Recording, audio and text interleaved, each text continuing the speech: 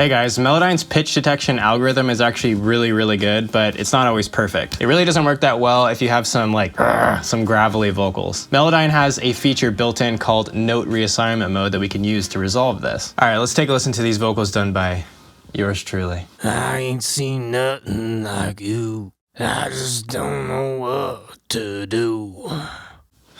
Try to make these sound as gravelly as possible so I could actually mess with the algorithm in Melodyne, injuring my vocal cords in the process. So right off the bat, you can kind of see that there's a couple of notes here that fall way out of line. This one here, and this one.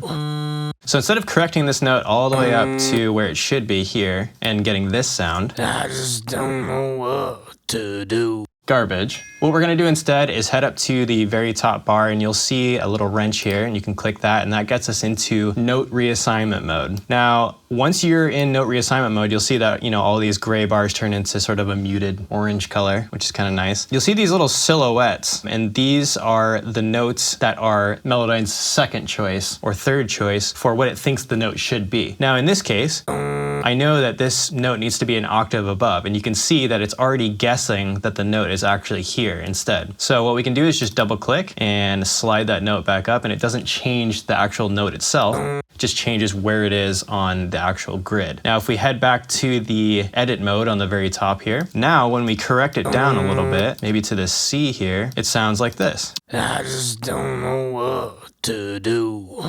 Not as garbage, which is much preferable. So a nice thing to do in your workflow is before you start actually editing any of the notes, just head up to note assignment mode and then make sure that none of these silhouettes more accurately represent the melody than the blobs or Melodyne's first choice. If you guys have any questions about Melodyne or vocal tuning in general, feel free to leave a comment down below or reach out to me at my email address. I hope this was helpful and we'll see you in the next video. Peace.